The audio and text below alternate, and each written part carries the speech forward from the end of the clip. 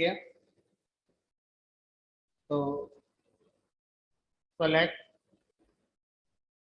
Extract from EMP, यहाँ तक हम लोग पहुंच गए थे। ये सारा डेटा आपका ईएमपी टेबल का आ गया।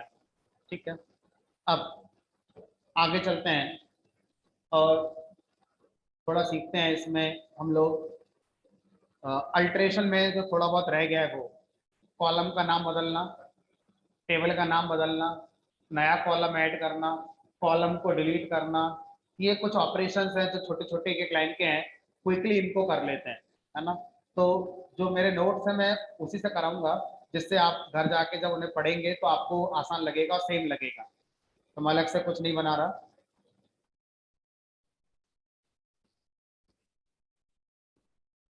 इसमें देखिए हम लोग जल्दी कर लेंगे। टेबल क्रिएट करनी आपको आ गई है, ठीक है। टेबल को डिस्क्राइब करना आपको आ गया है। चलो इसको देखते हैं। अगर मुझे नया कॉलम ऐड करना हो, एक टेबल चल रही है, इसमें नया कॉलम ऐड करना है। क्या कॉलम ऐड करना है? मान लीजिए मुझे जेंडर कॉलम ऐड करना है कि हर एम्प्लॉय का जेंडर क्या है वो आप बताइए, ठीक है।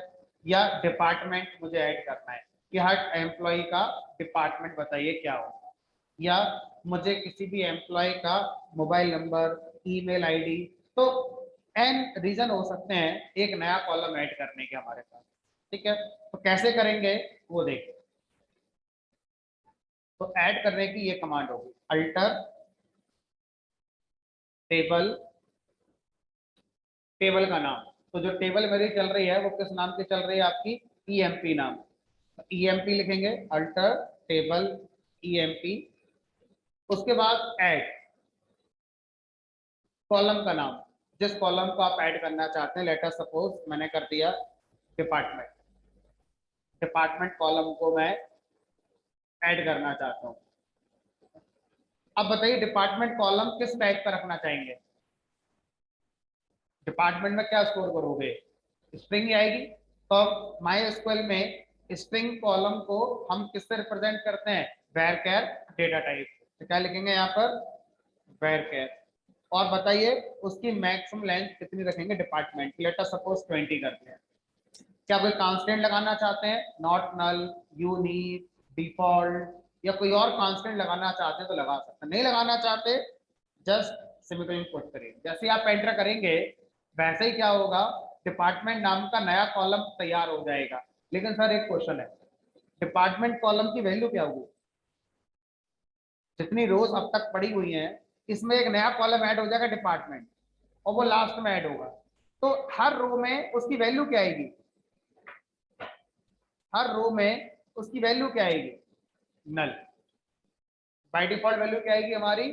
नल। और अगर मैं नल की जगह अपना कोई डिफॉल्ट सेट कर दूं तो मैंने आपको डिफॉल्ट ऐड करना भी सिखाया था, तो जो आप ऐड कर देंगे वो आ जाएगा आपका। ठीक है, चलिए। तो अब मैंने क्या करा, मैंने यहाँ पर डिपार्टमेंट अभी कुछ नहीं करा, बस एंटर करके छोड़ दिया। अब अगर मैं सेलेक्ट एस्ट्रिक्ट फ्रॉम ईएमपी करूंगा तो देखो नया डिपार्टमेंट ऐड हो गया।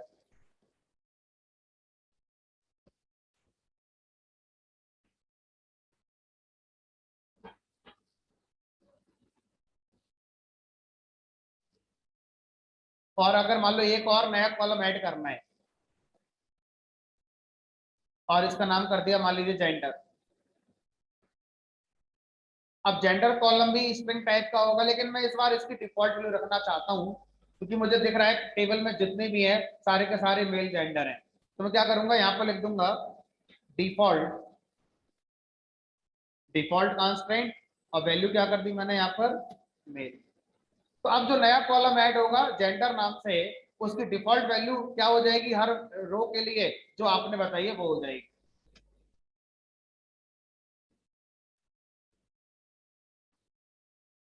तो जब भी आप एक नया कॉलम ऐड कर रहे हैं तो आप उसमें डिफॉल्ट वैल्यू बता सकते हैं। नहीं बताएंगे तो जो आपका मिसिंग वैल्यू होती है डेट इज नल, वो आपकी वहां पर हो जाएगी। अच्छा मान लीजिए अब मैं ये चाहता हूं कि ये जो हमारा डिपार्टमेंट कॉलम है इसको प्रॉपर मीनिंगफुल वैल्यू आप प्रोवाइड करें। कैसे करोगे? क्या नई रो इंसर्ट करने की बात हो रही है? नहीं, रो इंसर्ट नहीं करनी है नई, जो ऑलरेडी इंसर्टेड रोज हैं उनको मुझे बदलना है।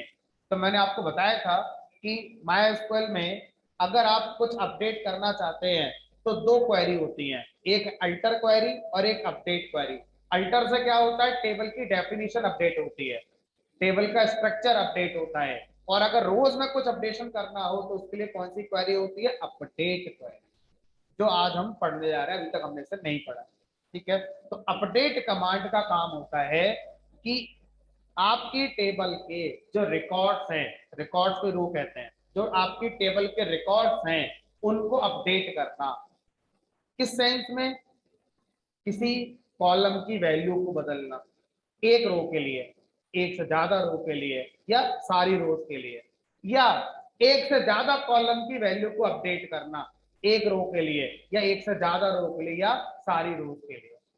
तो अपडेट कमांड एक बार में जीरो से लेकर एन कॉलम, जीरो से लेकर एन रोज अपडेट करने के लिए यूज करी जा सकती है। फिर सुनेंगे, अपडेट कमांड एक बार में जीरो से एन कॉलम्स, जीरो से एन रोज अपडेट करने के लिए यूज करी जा सकती है। अब आपको देखना है कि आप किस सेंस में अपडेट कमांड का यूज करने जा रहे हैं। अभी मैं क्या यूज करने जा रहा हूं, एक कॉलम को अपडेट करने के लिए। कौन सा? डिपार्टमेंट। ठीक है, अब कितनी रोज अपडेट करेंगे इसमें, हमने कहा देखते हैं कैसे अपडेट करेंगे इसको। तो मैंने लिखा यहां पर अपडेट टेबल का नाम, किस टेबल को आप अपडेट करना चाहते हैं वो टेबल का नाम लगाएंगे यहां पर। टेबल का नाम है हमारा EM। उसके बाद एक कीवर्ड यूज करेंगे जिसका नाम है सेट, और सेट कीवर्ड के बाद बताएंगे उस कॉलम का नाम जिस कॉलम की वैल्यू को आप अपडेट करना चाहते हैं। तो किस कॉलम की वैल्यू को अपडेट करना चाहते हैं, फिलहाल department. Set department is equal to, बताइए क्या डिपार्टमेंट की वैल्यू को आप सेट करना चाहते हैं। जो रखना चाहते हैं वो स्ट्रिंग होगी अकॉर्डिंग टू डेटा टाइप, वहां पर बैरकर दिया था आपने। तो बैरकर डेटा टाइप की वैल्यू जब भी लिखी जाती है तो स्ट्रिंग लिखी जाएगी। और स्ट्रिंग को लिखने के दो तरीके बताए थे मैंने आपको, या तो सिंगल कोट्स का पेयर लिखेंगे या डबल कोट्स का पेयर लिखेंगे। तो हम सिंगल कोट्स का पेयर ज्यादा यूज करते हैं। अब बताओ क्या डिपार्टमेंट आप रखना चाहते हैं एम्प्लॉइज के लिए। मान लीजिए मैंने दे दिया डिपार्टमेंट का नाम डेवलपमेंट। ठीक है, अब सर ये बताओ, अगर मैं टर्मिनेट कर दूं और एंटर कर दूं तो इस क्वारी को मैंने ये बात कहां बताई कि किस वाले रिकॉर्ड का डिपार्टमेंट सेट करना है, डेवलपमेंट। कहीं बताया मैंने कौन सी वाली रिकॉर्ड के लिए अपडेट करना है या नहीं? तो जब आप ये नहीं बताएंगे तो बाय डिफॉल्ट ऑल रिकॉर्ड्स के लिए ये हमारा हो जाएगा। जितने भी रिकॉर्ड्स हैं सबका डिपार्टमेंट क्या हो जाएगा, डेवलपमेंट हो जाएगा। भले ही वहां पर पहले नल हो या कोई एक मीनिंगफुल वैल्यू हो, उससे फर्क नहीं पड़ता। अब हर रिकॉर्ड जो हमारा होगा उसमें डिपार्टमेंट कॉलम की वैल्यू डेवलपमेंट हो जाएगी, ऑल रिकॉर्ड अपडेट हो जाएंगे। ठीक, तो एंटर करेंगे, 10 रोज में चेंजेस आएंगे, 10 रो चेंज होंगे। अब अगर मैं देखूं तो सब डेवलपमेंट होगा। अब आप बोलेंगे नहीं सर ऐसा नहीं था, जिनका एम्प्लॉय आईडी हमारा 500 या 500 से अबव है, उनकी आईडी डेवलपमेंट डिपार्टमेंट वालों की नहीं है। वो हमने ऐसे कुछ मैनेज किया हुआ है कि अगर एम्प्लॉय आईडी 500 से स्टार्ट हो रही है तो वो अकाउंट डिपार्टमेंट के एम्प्लॉय। अगर आईडी 100 वाली सीरीज में आ रही है तो वो हमारा डेवलपमेंट डिपार्टमेंट के एम्प्लॉय। अगर हमारा 2 की सीरीज में आ रही है तो कोई और डिपार्टमेंट है, 3 की सीरीज में आ रही है तो कोई और डिपार्टमेंट है, ऐसा हमने मान के चला हुआ है। अब मुझे फिर से कुछ करना है, क्या करना है, सबसे पहले वो सारे रिकॉर्ड जहां पर एम्प्लॉय आईडी हमारा 1 वाली सीरीज में आ रही है वहां पर डिपार्टमेंट डेवलपमेंट ही रखना है। जहां पर एम्प्लॉय आईडी 5 वाली सीरीज में आ रही है, 500 से स्टार्ट हो रही है, उन सब का डिपार्टमेंट आपको अकाउंट करना है। तो पहले ये करो, कैसे करोगे, फिर लिख दिया आपने ऐसे करके, update employee set department equal to account. लेकिन सर फिर से समस्या है कि अब ये क्या कर देगा, सबको क्या बना देगा, अकाउंट बना देगा। सबको नहीं बनाना है, सिर्फ वहां बनाना है जहां क्या होना चाहिए, एम्प्लॉय आईडी 500 की रेंज में होनी चाहिए। तो क्या लिखेंगे यहाँ पर, set department equal to account. अब एक क्लॉज आती है वेयर, WHERE, वेयर को हम क्लॉज कहते हैं, CLAUSE, या वेयर कीवर्ड कह सकते हो, एक ही बात है। ठीक है, तो वेयर क्लॉज का काम होता है रोज का फिल्ट्रेशन करना। जब भी हम क्वेरी के अंदर वेयर का यूज करते हैं तो वेयर का पर्पस जो हम रखते हैं वो रोज को फिल्टर करना रखते हैं। अगर मैं किसी भी क्वेरी को ऑल रिकॉर्ड्स के साथ रन करना चाहता हूं तो उस क्वेरी में वेयर का कोई काम नहीं होता। लेकिन अगर मैं किसी भी क्वेरी को, चाहे वो सेलेक्ट हो, चाहे वो डिलीट हो, चाहे वो अपडेट हो, ज्यादा बार इन तीन में यूज होता है, इंसर्ट क्वेरी में वेयर का कोई कॉन्सेप्ट नहीं होता। ठीक है, तो जहां पर मैं ऑल रिकॉर्ड्स की जगह पर्टिकुलर कंडीशन को सेटिस्फाई करने वाले रिकॉर्ड पर काम करना चाहता हूं, माइट बी कि वो कंडीशन सारे के सारे रिकॉर्ड सेटिस्फाई कर दें, ऐसा हो सकता है, बट फिर भी मेरी एक कंडीशन है, तो हम वेयर क्लॉज लगाएंगे। वेयर हमेशा किसी कॉलम के साथ लगाया जाता है, मिनिमम एक कॉलम के साथ वेयर लगेगा, मैक्सिमम जितने चाहे उतने कॉलम के साथ आप लगा सकते, तो मिनिमम एक कॉलम के साथ लगेंगे। Where employee ID is greater than और इक्वल टू 500। अब 500 से ग्रेटर तो 6 भी होगी, 7 भी होगी, 8 भी होगी, सब होगी हमारी, लेकिन मुझे कहां तक जाना है, 500 से स्टार्ट हो 599 तक हो बस। ठीक है, हर डिपार्टमेंट में 100 एम्प्लॉय रखने हमारे लिए, इससे ज्यादा का बजट ही नहीं है हमारा, है ना। तो अब यहां पर मैं कैसे लगाऊं कंडीशन कि एम्प्लॉय आईडी 500 या 500 से ग्रेटर हो, एज वेल एज 600 से कैसी हो हमारी, लेस। तो अब यहां पर हम दो कंडीशन लिखने वाले हैं, एक ये और दूसरी कंडीशन क्या होगी, employee ID is less than 600। अब देखो आपके पास वेयर के बाद दो कंडीशन है, एक ये और एक ये। अब इस बात से अभी तो फर्क नहीं पड़ता कि ये दोनों कंडीशन एक ही कॉलम के साथ बनाई गई है या अलग अलग कॉलम के साथ बनाई गई है, फर्क नहीं पड़ता। प्रॉब्लम यह है कि दो कंडीशन को ज्वाइन कैसे करें, इनको कंबाइन कैसे करें। तो जब भी MySQL में दो कंडीशन को हम कंबाइन करना चाहते हैं तो लॉजिकल ऑपरेटर यूज होगा, जो हमने कभी पढ़ा था किसमें, पाइथन में, लॉजिकल एंड, लॉजिकल और। अगर हम ये दोनों कंडीशन ट्रू होने पर इफेक्ट देखना चाहते हैं तो इन दोनों को मिलाने के लिए एंड ऑपरेटर का यूज होगा। तो MySQL के अंदर भी ऑपरेटर होते हैं, plus, minus, less than, greater than, equal to, not equal to, and, और, like operator, in operator, between operator. तो मोर देन 20 ऑपरेटर्स हैं, जाने अनजाने में 6-7 तो हम पढ़ चुके, equal to, not equal to, greater than, less than पढ़ ही लिया, एंड और पढ़ रहे हैं। तो एंड ऑपरेटर क्या कहता है कि जब ये दोनों कंडीशन फुलफिल होंगी उन रोज पर फिल्ट्रेशन लगाया जाएगा। तो कौन कौन सी रोज होंगी, फिर तो यही तीन निकलेंगे हमारे, इन तीन का डिपार्टमेंट क्या हो जाएगा, अकाउंट्स हो जाएगा।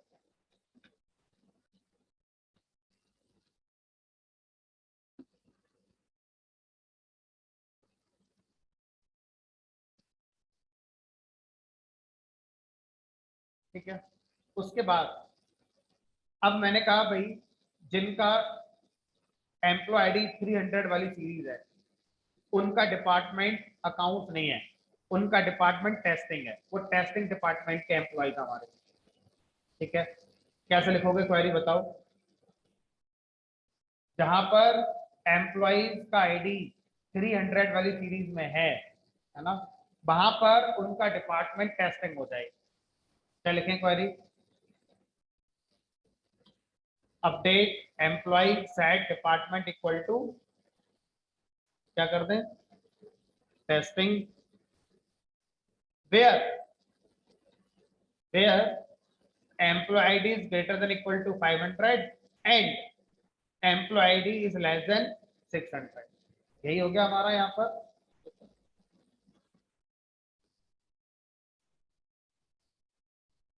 ये कर दिया मैंने 300 और ये हो जाएगा हमारा 400।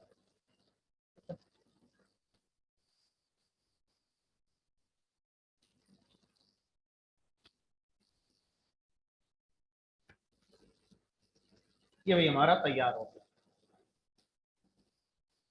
अब हमसे कहा गया कि जो जेंडर कॉलम है इसको हटा दो, हमें इसकी जरूरत नहीं है। तो अब हमने तो सीखना है कि कॉलम को ऐड करना भी आ गया और कॉलम को डिलीट करना सीख रहे हैं। कॉलम कैसे डिलीट होगा? ड्रॉप कमांड से नहीं होगा। ड्रॉप कमांड से पूरी टेबल डिलीट हो जाएगी। मुझे किसी पर्टिकुलर कॉलम को क्या करना है? डिलीट करना है। कॉलम किसका पार्ट है? डेफिनेशन का पार्ट है या नहीं? टेबल डेफिनेशन में कॉलम आता है नहीं आता? आता है। जब भी डेफिनेशन को अपडेट किया जाता है किसकी याद आती है? अल्टर। क्या लिखेंगे यहाँ पर? अल्टर।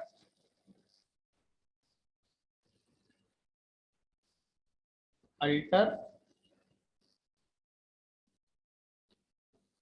टेबल। टेबल का नाम क्या नाम है? टेबल का ईएमपी ड्रॉप। कॉलम का नाम क्या नाम है? कॉलम का जेंडर।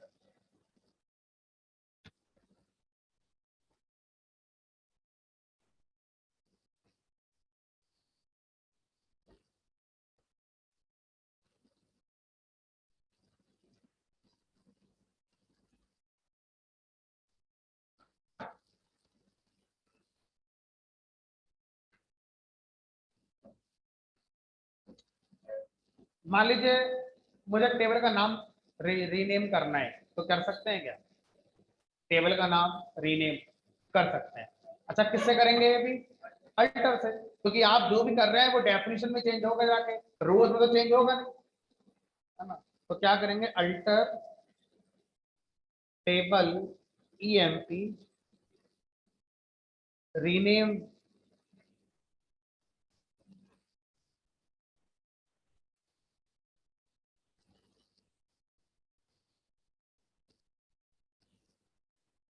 अब देखो जब आप रीनेम करने की बात करते हैं तो इसके दो तीन सिंटैक्स हैं जो अलग अलग डेटाबेस के अकॉर्डिंग चलते हैं। ठीक है, तो alter table EMP rename, rename के बाद ओल्ड टेबल का नाम और न्यू टेबल का नाम आप कर सकते हैं। रीनेम टू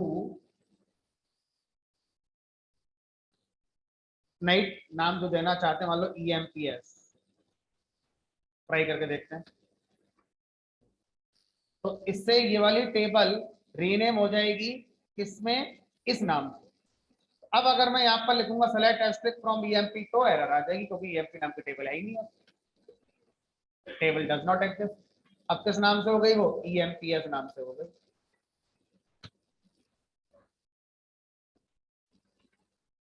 तो कहीं पर रीनेम के बाद टू की जगह पर एज चलता है, रीनेम एज, और कहीं पर रीनेम के बाद टू चलता है। अभी देखना पड़ेगा आपको कि आप कौन सा आरटीबीएमएस यूज कर रहे हैं।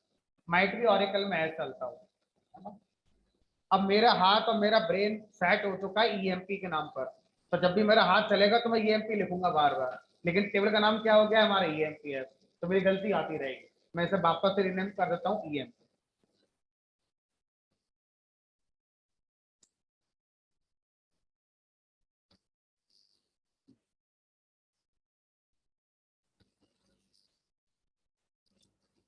कॉलम ऐड करना, कॉलम डिलीट करना, टेबल को रीनेम करना, ये सब में आ गया। हाँ जी मनीष बताइए।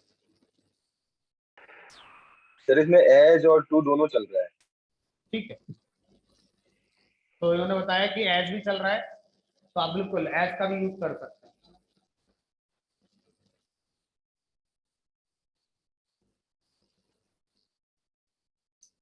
चलो तो ये करके देख लेते हैं। उन्होंने बताया तो रीनेम एज, ये भी चल गया। ठीक है।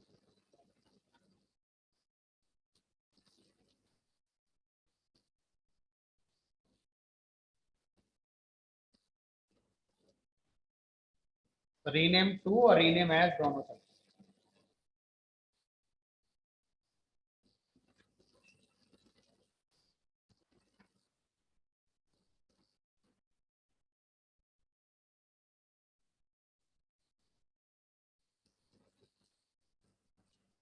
अब अपडेट कमांड को कंप्लीट करते हैं आगे, है ना। अब मैं चाहता हूं कि अपडेट कमांड से एक बार में 2 कॉलम अपडेट करके दिखाइए। अभी आपने एक कॉलम अपडेट करा डिपार्टमेंट वाला, ठीक है। अब चाहे एक रो अपडेट हुई, एक से ज्यादा हुई, वो हमारा वेयर कंडीशन पे डिपेंड करेगा, ठीक है। अब आप 2 कॉलम अपडेट करके दिखाइए। कैसे करेंगे 2 कॉलम अपडेट? मान लीजिए मैं चाहता हूं कि जिसकी एम्प्लॉय आईडी 110 है, उसकी एम्प्लॉय आईडी 110 की जगह 310 हो जाए। तो अब बताइए क्या करना चाहोगे? अपने आप 2 कॉलम चेंज करना चाहोगे? जिसकी एम्प्लॉय आईडी 110 है, अगर उसकी एम्प्लॉय आईडी 310 करोगे तो वो किस सीरीज में आ जाएगा?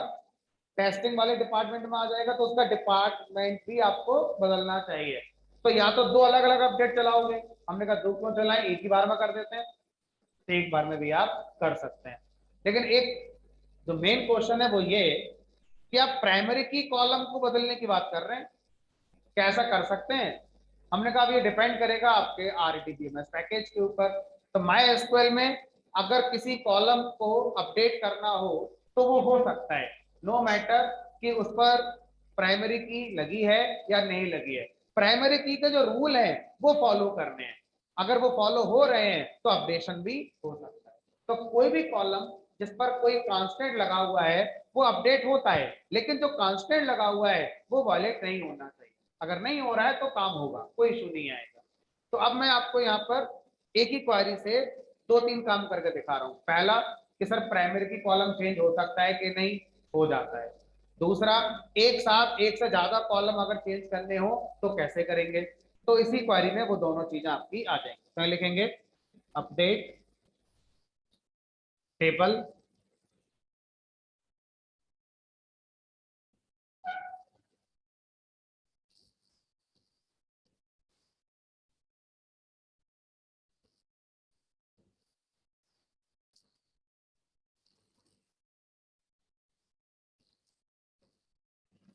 टेबल कीवर्ड नहीं लगाते हैं, है ना, सीधा टेबल का नाम लिखते हैं। अपडेट टेबल का name EMP set, EMP ID, EMP ID कितनी करनी है? 310 करनी है, कॉमा, जितने कॉलम अपडेट करने हैं सेट के बाद कॉमा लगा कर लिखेंगे। तो सेट एक ही बार लिखा जाएगा, पहला कॉलम उसकी वैल्यू, दूसरा कॉलम कॉमा लगाकर डिपार्टमेंट,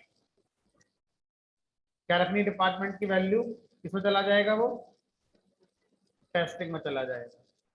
लेकिन कौन, अभी तो आपने बताया ही नहीं, आपने बस ये कह दिया कि एम्प्लॉय आईडी 310 कर दो और डिपार्टमेंट टेस्टिंग कर दो। अगर मैं एंटर कर दूं तो ये अपडेट कमांड क्या करेगी? सारी रोज में एम्प्लॉय आईडी 310 हो जाएगी, जो एरर आ जाएगी। क्यों? क्योंकि प्राइमरी की कॉलम, प्राइमरी की कॉलम बदल सकता है लेकिन प्राइमरी की के रूल है वो तो फॉलो करेंगे। क्या हर रो में 310 एम्प्लॉय आईडी हो सकती है? नहीं, प्राइमरी की डुप्लीकेट नहीं होती है ना। तो अब यहां पर क्या लगाएंगे हम? वेयर, क्योंकि मुझे ये काम सारी रोज में नहीं करना है। जब भी अपडेशन सारी रोज में करना है वेयर की जरूरत नहीं है। और जब अपडेशन अपनी कंडीशन के अकॉर्डिंग जो रोज आएंगी उनमें करना है तो वेयर के साथ वो कंडीशन आप अपनी बताइए। Where employee ID is equal to, क्या थी एम्प्लॉय आईडी हमारी, जिसको हमें 110। अब जहां भी एम्प्लॉय आईडी 110 है वहां पर एम्प्लॉय आईडी कॉलम 310 हो जाए और डिपार्टमेंट उसका टेस्टिंग हो। ठीक है। अब देखो एक इंटरेस्टिंग फैक्ट,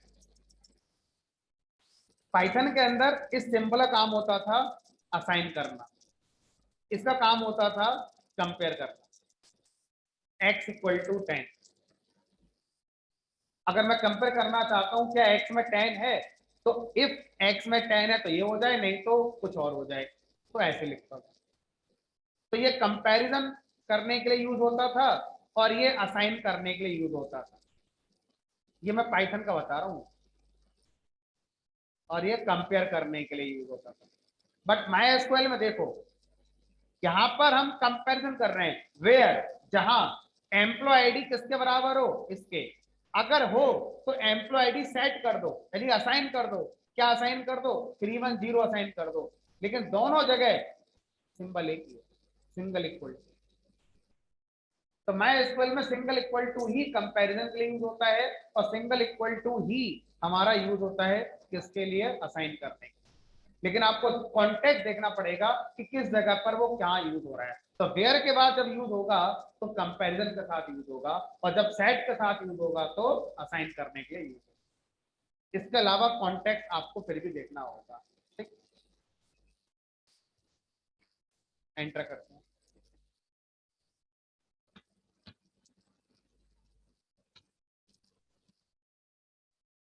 तो 110310 बन गया, और डिपार्टमेंट उसका क्या बन गया, टेस्टिंग। चलिए, ऐसा जरूरी है कि अपडेट कमांड से कोई ना कोई रिकॉर्ड अपडेट होगा ही होगा। ऐसा भी तो हो सकता है कि अपडेट कमांड से जो भी काम मैं करना चाहता हूं वो किसी रो के लिए अप्लाई नहीं होता है। जैसे इमेजिन करिए, मुझसे कहा गया कि गवर्नमेंट की तरफ से पॉलिसी आई है कि किसी भी एम्प्लॉय की सैलरी 10,000 से कम नहीं होनी चाहिए। अगर किसी की सैलरी 10,000 से कम है तो उसे 10,000 कर दो, माना ऐसी पॉलिसी आई है। अब मुझे वो अप्लाई करनी है टेबल के अंदर। तो उसकी कमांड क्या होगी, इन रेस्पेक्ट ऑफ रिकॉर्ड। मैं आपको रिकॉर्ड नहीं दिखा रहा, मेरे टेबल में एन रिकॉर्ड्स हैं, एन की वैल्यू कुछ भी हो सकती है। अब आप मुझे वो क्वेरी बताइए जो इस प्रॉब्लम का सॉल्यूशन देगी। क्या प्रॉब्लम है कि अगर आपके यहाँ पर कोई भी एम्प्लॉय ऐसा है जिसकी सैलरी 10,000 से कम है, तो तुरंत उसे 10,000 कर दीजिए। उसकी क्वेरी लिख कर दिखाइए। क्या लिखोगे यहाँ पर, अपडेट, अपडेट ही कराओगे ना, नए रिकॉर्ड तो इंसर्ट नहीं करना है। एग्जिस्टिंग रिकॉर्ड भी तो काम करना है हमारे लिए। अपडेट ईएमपी सेट, किसको सेट करना चाहते हो इस बार, किस कॉलम को सेट करना है, एम्प्लॉय सैलरी कॉलम जो आपने बना रखा है। एम्प्लॉय सैलरी की वैल्यू क्या हो जाए, 10,000 हो जाए। कहां पर 10,000 हो जाए, सब जगह 10,000 हो जाए। हमने कहा नहीं, अगर आप ऐसे एंटर कर दोगे तो ये जितनी भी रिकॉर्ड्स हैं सब में 10,000 नहीं हो रही है, ऐसी बात। Where, where employee salary is less than 10,000, वो सारे रिकॉर्ड जहां पर सैलरी कॉलम में 10,000 से कम वैल्यू है, उन सारे रिकॉर्ड्स में सैलरी की वैल्यू क्या सेट कर दो, 10,000। अब आप अपने वाले जो टेबल के रिकॉर्ड्स हैं उनको देखकर बताइए कितने रिकॉर्ड्स अपडेट होंगे। क्या कोई ऐसा है जिसकी सैलरी 10,000 से कम है, नहीं, तो एरर आ जाएगी कि ऐसा तो मिला ही नहीं कोई। क्वालिटी तो मैंने सही लिखी है, 0 रिकॉर्ड्स अपडेटेड। तो इसका आंसर क्या आएगा, 0 रिकॉर्ड्स अपडेटेड।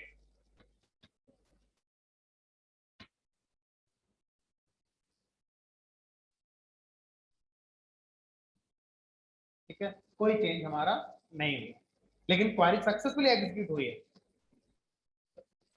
समझ में आया। अपडेट कमांड 0 से एन रिकॉर्ड अपडेट कर सकती है।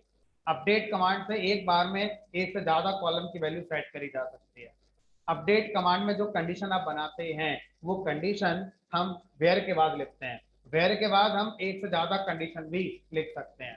जब एक से ज्यादा कंडीशन लिखेंगे तो उनको कंबाइन करने के लिए लॉजिकल ऑपरेटर एंड या और का इस्तेमाल करते हैं। एंड का मतलब है जितनी कंडीशन वेयर के बाद लिखी है उन सबको पहले ट्रू होना होगा, तब आपके रिकॉर्ड्स हमारे अपडेट होंगे। और का मतलब क्या होगा, अगर कोई भी एक कंडीशन ट्रू है तो आपका रिकॉर्ड अपडेट हो जाएगा, या जो भी आप करना चाहते हैं वो आपका काम हो जाएगा। ठीक, चलो, अपडेट मुझे लगता है हमें सही से करना आ चुका है, बाकी और जैसे जैसे आगे बढ़ेंगे सीखते रहेंगे। अब आगे चलते हैं और बात करते हैं सेलेक्ट। सेलेक्ट को मैंने आपको सिखा रखा है, क्योंकि कुछ भी करोगे तो रिकॉर्ड देखना जरूर चाहोगे। सेलेक्ट कमांड एक ऐसी कमांड है जो सबसे ज्यादा यूज करी जाती है ना। और जब हम बात करते हैं अपना एनालिसिस की, तो एनालिसिस का मतलब होता है सेलेक्ट कमांड को अच्छे से आना। क्योंकि जब आपको ऑलरेडी डेटा दे दिया गया है तो आपको उसमें कोई चेंज नहीं करना है, उसमें नया इंसर्ट नहीं करना है, कोई डिलीट नहीं करना है, कोई अपडेट नहीं करना है। आपको ढूंढ ढूंढ के अपने रिकॉर्ड्स के बारे में चीजों को बताना है कि आपकी टेबल में जो रिकॉर्ड्स है मैंने उसमें ये देखा, मैंने उसमें वो देखा। तो जो भी देखा वो आपने कैसे देखा, सेलेक्ट कमांड से देखा। तो जब हम एनालिसिस की बात करते हैं तो एनालिसिस का मतलब होता है सेलेक्ट कमांड का अच्छे से आना। ज्यादा बार डिलीट अपडेट कमांड कौन यूज करता है, जो आपके डेवलपर्स होते हैं। जब वो किसी सॉफ्टवेयर में डेटाबेस का यूज करते हैं तो उनको डिलीट अपडेट भी करनी होती है। हमने सारी सीख ली है, लेकिन सेलेक्ट को हमें अच्छे से सीखते रहना है और सबसे ज्यादा यूज होता है यही है। अब हम सेलेक्ट को सीखते हैं रोज फिल्ट्रेशन के साथ। मैंने अपनी टेबल के सारे रिकॉर्ड नहीं देखने हैं, मुझे बस वो रिकॉर्ड दिखाओ जिनका डिपार्टमेंट डेवलपमेंट है। मुझे बताओ डेवलपमेंट डिपार्टमेंट में कितने रिकॉर्ड्स हैं, मुझे बस ये डेटा ला कर दो, सारा डेटा नहीं चाहिए। तो आप क्या लिखोगे, सेलेक्ट एस्पेक्ट फ्रॉम ईएमपी। तो बाय डिफॉल्ट कोई भी क्वेरी डिलीट हो, अपडेट हो, सेलेक्ट हो, अभी मैंने आपको डिलीट नहीं पढ़ाई है। क्यों नहीं पढ़ाई है, उसकी मेरी अपनी वजह है कि अगर मैं डिलीट पढ़ा दूंगा तो मेरे रिकॉर्ड्स और कम हो जाएंगे। सेलेक्ट को अच्छे से सीखने के लिए जितने ज्यादा रिकॉर्ड्स होंगे उतना अच्छा होगा हमारे लिए। तो पहले सेलेक्ट सीख लेते हैं अच्छे से, उसके बाद फिर मैं आपको डिलीट सिखा दूंगा। ठीक है। तो मैंने आपसे बोला कि मुझे सेलेक्ट में सारी रिकॉर्ड्स नहीं देखने, मुझे रिकॉर्ड्स का फिल्ट्रेशन करना है। तो जब रिकॉर्ड्स का फिल्ट्रेशन करते हैं तो क्या लगाएंगे सेलेक्ट में, वेयर। और अगर मुझे कॉलम्स का फिल्ट्रेशन करना होता तो सर मुझे सारे कॉलम भी नहीं देखने हैं। तो जहां पर आप एस्टेरिस्क लिखते हैं यहाँ पर उन कॉलम्स के नाम लिखेंगे जिन जिन कॉलम्स को आप चाहते हैं देखना। तो कॉलम का फिल्ट्रेशन करने के लिए वेयर नहीं लगाते, वेयर लगाते हैं रोज का फिल्ट्रेशन करने के। ठीक है, तो यहाँ लिखेंगे select asterisk from EMP where. अब बताओ किस नजरिए से आप रिकॉर्ड्स को सिलेक्ट करना चाहते हैं, जहां पर हम डिपार्टमेंट की वैल्यू क्या देखें, डेवलपमेंट। क्या लिखेंगे, वेयर कॉलम का नाम, कॉलम का नाम क्या है, डिपार्टमेंट इज इक्वल टू क्या होना चाहिए, डेवलपमेंट। अब हमें ये सीखना होगा कि डिपार्टमेंट कॉलम वैरकर टाइप का है, और वैरकर टाइप का जो कॉलम होता है उसको वैल्यू जब भी बताई जाती है, चाहे इंसर्ट करते समय, चाहे कंपेयर करते समय, चाहे सेट करते समय, हमेशा स्ट्रिंग नोटेशन के अंदर बताई जाती है। सीधा डेवलपमेंट लिख दोगे तो एरर आ जाएगी, आपको स्ट्रिंग के साथ where department equal to development. अब मुझे जो डेटा मिलेगा वो सिर्फ उन रिकॉर्ड का मिलेगा जहां पे डिपार्टमेंट कॉलम की वैल्यू क्या है, डेवलपमेंट। 5 रिकॉर्ड आपके पास ऐसे हैं जिनका डिपार्टमेंट क्या है, हमारा डेवलपमेंट।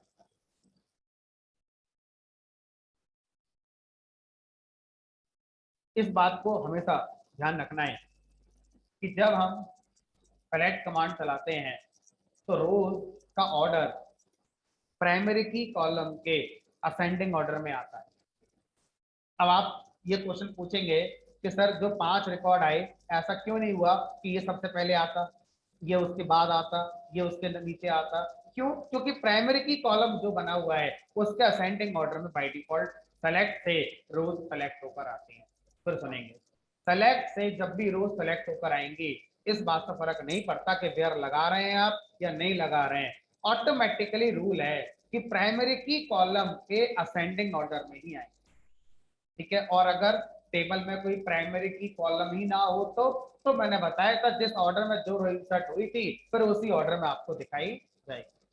ठीक है, अब मान लीजिए आपसे कहा गया कि मुझे वो लोग बताओ जो डेवलपमेंट डिपार्टमेंट के हो साथ ही साथ उनकी जो सैलरी है वो 50,000 से कम हो। मुझे डेवलपमेंट डिपार्टमेंट के सारे एम्प्लॉयज दिखाइए एज वेल एज वो सैलरी 50,000 से कम लेते हो, सिर्फ उनको दिखाइए, मुझे उनको फोकस करके कुछ बताना। अब बताओ क्या करें यहाँ पर change. Where department equal to development and and क्या क्या लिखें, employee salary is less than 50,000। सिर्फ वो रिकॉर्ड आ गए जहां पर ये दोनों कंडीशन मेरी क्या हो रही है, सेटिस्फाई हो रही है।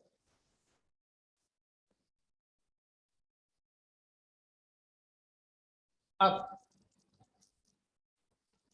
मुझे वो एम्प्लॉयज, मुझे वो सारे एम्प्लॉयज का डेटा चाहिए जहां पर सैलरी 50,000 या 50,000 से कम है। 50,000 या 50,000 से कम है, चाहे वो किसी भी डिपार्टमेंट का हो। क्या लिखेंगे, employee salary is less than equal to 50,000।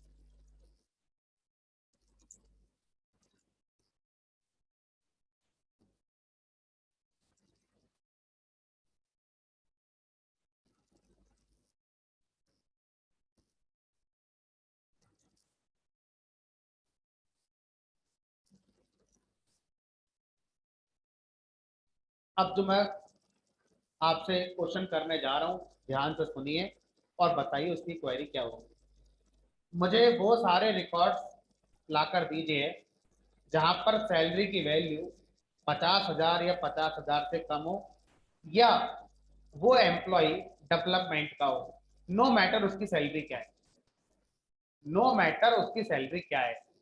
वो सारे एम्प्लॉय जो डेवलपमेंट डिपार्टमेंट के हैं उनका रिकॉर्ड ला कर दो, चाहे सैलरी उनकी 50,000 से ज्यादा हो या कम हो, मुझे फर्क नहीं पड़ता। अगर कोई भी एम्प्लॉय डेवलपमेंट डिपार्टमेंट का नहीं है तो वो तभी आना चाहिए जब उसकी सैलरी 50,000 से कम। क्या लगाएंगे इसकी क्वारी। तो यहाँ पर एक तो यह हो गया जिसकी सैलरी 50,000 से कम हो। अब आप कह रहे हैं कि डेवलपमेंट डिपार्टमेंट के वो एम्प्लॉय भी ले आइए जिनकी सैलरी 50,000 से अगर कम नहीं है तो भी आ जाए। क्या लगा दूं, और डिपार्टमेंट इक्वल टू डेवलपमेंट। सीखना क्या था, और का मतलब होता है इनमें से कोई भी एक कंडीशन अगर ट्रू हो रही है तो आपका रिकॉर्ड फिल्ट्रेशन होंगे। दोनों बातें सही हैं तो भी सही है, कोई एक बात सही है वो भी सही है, तो वो सारे रिकॉर्ड सिलेक्ट होंगे जहां पर सिर्फ ये कंडीशन ट्रू है, या सिर्फ ये कंडीशन ट्रू है, या दोनों कंडीशन ट्रू। तो इसको हम अगर एक स्टेटमेंट में बोलना चाहें तो क्या बोलेंगे कि इस क्वेरी से वो सारे एम्प्लॉयज आ जाएंगे जिनकी सैलरी 50,000 से कम है, और वो सारे एम्प्लॉयज आएंगे जो डेवलपमेंट डिपार्टमेंट के हैं, चाहे उनकी सैलरी 50,000 से ज्यादा ही क्यों ना। डेवलपमेंट वाला आ गया, सैलरी कितनी है इसकी, 60, फिर भी आ रहा है। लेकिन टेस्टिंग और अकाउंट के से वही एम्प्लॉयज आएंगे जिनकी सैलरी क्या है हमारी, 50,000 से। हमने ऑब्जेक्टिव था और को सीखना, एंड मैंने 5-6 क्वेरी में यूज कर लिया था, इसको मैंने कभी नहीं करा था, इसलिए मैंने और को सिखाने के लिए पर्टिकुलर यूज केस आपके सामने रखा। आप और इस तरह के जितने चाहें उतने बना सकते हैं अपने। चलिए आगे बढ़ते हैं। एंड और ऑपरेटर का अल्टरनेट, जो एंड ऑपरेटर है और ऑपरेटर है इनका शॉर्टकट, लेकिन इनका जो शॉर्टकट है वो बहुत स्पेसिफिक केस के लिए है। मैं आपको पहले करके दिखाता हूं, फिर आपको बताऊंगा इनका अल्टरनेट है। मुझे वो सारे एम्प्लॉयज का रिकॉर्ड लाकर दीजिए जिनकी सैलरी 30,000 या 30,000 से ज्यादा है,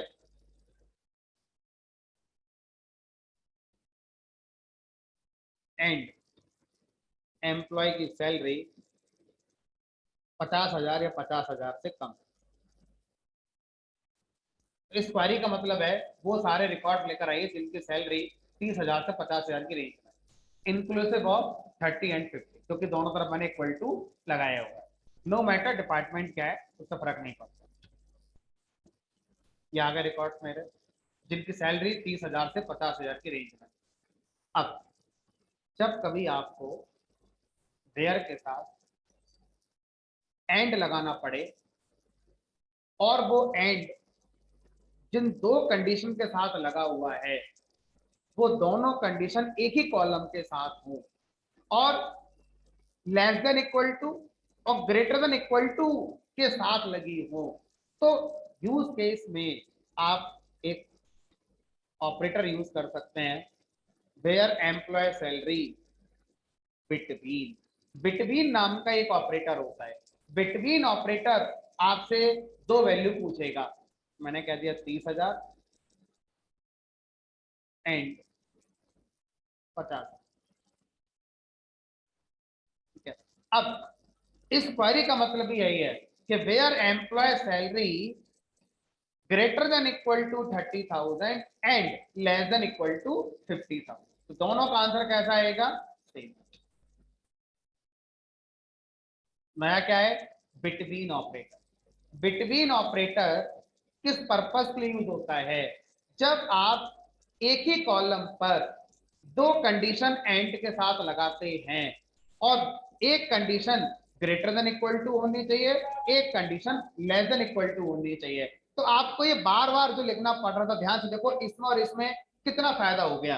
हमने कहा चलो कंपेयर करो बच्चों की तरह, कॉलम का नाम greater than equal to 30,000, column का नाम यहां भी लिखा है, ग्रेटर देन इक्वल टू नहीं लिखना पड़ा, ठीक है। 30,000 यहां भी लिखना पड़ा एंड यहां भी लिखना पड़ा। दोबारा से कॉलम का नाम यहां नहीं लिखना है, एक ही बार लिखना था और आपको सिर्फ क्या लिखना है, ये वैल्यू यहां पर लिख देनी है। ये ऑपरेटर चले गए, ये ऑपरेटर चला गया, दोबारा से कॉलम का नाम जो लिखना था वो चला गया और ये सब किस में आ गया, एक वर्ड बिटवीन के अंदर आ गया। तो जब आपको एक ही कॉलम में less than equal to greater than equal to के साथ कुछ लगाना हो तो आप बिटवीन ऑपरेटर का यूज कर सकते हैं। लेकिन बिटवीन ऑपरेटर का लिमिटेशन यही है कि दोनों बातें एक ही कॉलम में होनी चाहिए। एंड ऑपरेटर फ्री है, एंड ऑपरेटर जिस दो कंडीशन के बीच में लगेगा वो ऐसा नहीं कहता कि दोनों सेम कॉलम पर होना चाहिए। देखो इससे पहले वाले में यहाँ डिपार्टमेंट है, यहाँ सैलरी। अब आप बोलो सर इस वाली क्वेरी को बिटवीन ऑपरेटर को चला कर दिखा तो नहीं चलेगी। बिटवीन ऑपरेटर इस पर्पस के लिए बना ही नहीं है। बिटवीन ऑपरेटर एक कॉलम पर जब आप less than equal to greater than equal to condition and के साथ लगाते हैं, सिर्फ और सिर्फ एक स्पेसिफिक सिचुएशन हो गई उसका अल्टरनेट। तो कोई बहुत ज्यादा काम की चीज नहीं बिटवीन हमारे कि बहुत बड़ा काम कर देगा ये हमारा। अगर आप इसे नहीं भी सीखोगे तो फर्क नहीं पड़ेगा क्योंकि इससे सारे काम हो ही जाएंगे ना हमारे। इसलिए बहुत से लोग जानते ही नहीं बिटवीन होता है क्योंकि बहुत ज्यादा फर्क नहीं पड़ता। कोई बिटवीन ऐसा काम नहीं करता जो असंभव था और संभव आ गया, उसके बिना काम हो रहा है मेरा, बस थोड़ा सा शॉर्ट हो जाता है और कुछ। चलो आगे बढ़ते हैं। एक और, अगर मैं किसी एक कॉलम के लिए मल्टीपल और कंडीशन लिख रहा हूं, वेयर मैं चाहता हूं एम्प्लॉय आईडी की वैल्यू 101 हो और एम्प्लॉय आईडी की वैल्यू 102 हो और इसमें थोड़ा मैं ज्यादा कर रहा हूं ताकि और ज्यादा समझ में आए, एम्प्लॉय आईडी की वैल्यू 300 हो और एम्प्लॉय आईडी की वैल्यू 510 हो, है 502। क्या चाहते हो, वो सारे रिकॉर्ड्स मुझे चाहिए जहां पर एम्प्लॉय आईडी या तो 101 है या 102 है या 300 है या 502, मुझे वो सारे रिकॉर्ड लाकर दे दो। 102 वाला आ गया, 300 आ गया, 502 ये था ही नहीं, कोई बात नहीं था तो नहीं आया। अगर एक ही कॉलम पर मल्टीपल और कंडीशंस के साथ आप डेटा फिल्टर करना चाहते हैं तो इसका शॉर्टकट इन ऑपरेटर होता है। इन ऑपरेटर, ठीक है। कैसे यूज करते हैं? Select asterisk from EMP where employee ID in bracket में, बताओ कौन कौन सी वैल्यू के लिए आप एम्प्लॉय आईडी को मैच कराना चाहते हैं। 101, 102, 300, 502। तो इन ऑपरेटर असंभव काम को संभव नहीं करता। सिर्फ पर्टिकुलर यूज केस है कि एक कॉलम पर मल्टीपल और कंडीशन के साथ जब क्वेरी लिखी गई है उसको थोड़ा सा कंप्रेस कर देता है, कॉम्पैक्ट कर देता है और कुछ नहीं करता, लेकिन आजादी नहीं देगा। कॉलम एक ही रहना चाहिए। अगर हम नॉर्मल और ऑपरेटर की बात करते हैं तो हम फ्री हैं, चाहे ये कंडीशन एक कॉलम के साथ हो, ये दूसरे के साथ हो, ये तीसरे के साथ हो, फर्क नहीं पड़ता, सब पे चलेगा हमारा। तो बिटवीन ऑपरेटर, इन ऑपरेटर, कभी कभी इंटरव्यू के अंदर पूछ लेते हैं कि भाई इनका काम क्या है, क्या इनके बिना हम क्वेरीज कंप्लीट कर पाते थे या नहीं। Answer is yes. क्या काम है तो मैंने आपको समझा दिया, यही आपको बताना होगा।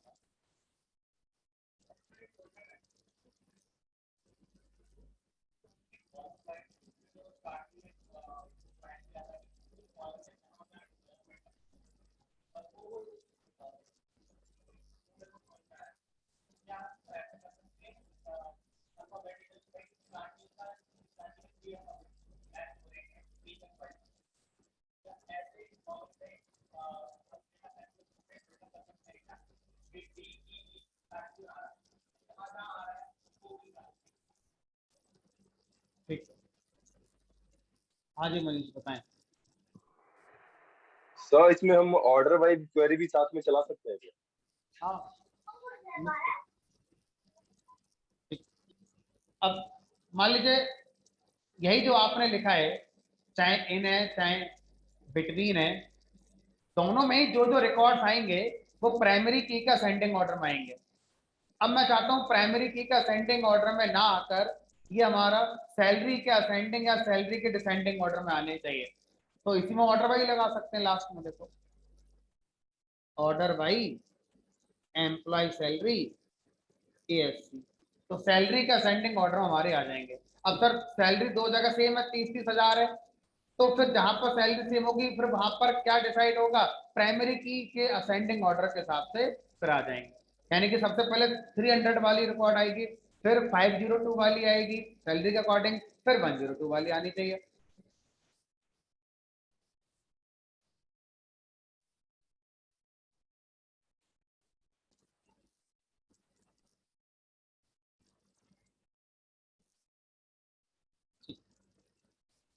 वापस से सारे रिकॉर्ड सेलेक्ट करने पर आ जाते हैं। अब मैं चाहता हूं कि मुझे वो सारे रिकॉर्ड्स लाकर दीजिए जिनका नाम R लेटर से शुरू होता है।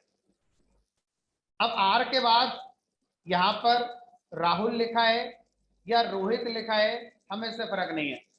हमें वो सारे रिकॉर्ड लाकर दो जो शुरू होते हैं R लेटर से, या वो सारे रिकॉर्ड लाकर दो जो शुरू होते हैं DEB लेटर से, या वो सारे रिकॉर्ड लाकर दो जिनके नाम की स्पेलिंग में कहीं भी आई आता हो, चाहे शुरू में आए, चाहे बीच में आए, चाहे लास्ट में आए, चाहे कहीं आए, अगर आई आता है उसके नाम की स्पेलिंग में तो ले आओ। तो कैसे करोगे, क्योंकि एग्जैक्ट कंपेयर तो हो ही नहीं पाएगा। अभी तक आप कंपैरिजन करने के लिए ये लगाते थे greater than equal to, less than equal to, ये सब लगाते थे, ठीक है। नॉट इक्वल टू के लिए या तो ये सिंबल वाला काम करेगा एक्सक्लेमेशन, या फिर ये काम करता है, तो ये दोनों नॉट इक्वल टू होते हैं, नॉट इक्वल, ठीक है। तो ये सब अभी हम लोग यूज कर रहे थे। उसके बाद हमने ऑपरेटर में इन ऑपरेटर देखा, बिटवीन ऑपरेटर देखा। अब जो अब प्रॉब्लम स्टेटमेंट हम डिस्कस कर रहे हैं इनमें से कोई यूज नहीं हो पाएगा। उसके लिए एक स्पेशल ऑपरेटर बनाएंगे जिसका नाम है लाइक ऑपरेटर।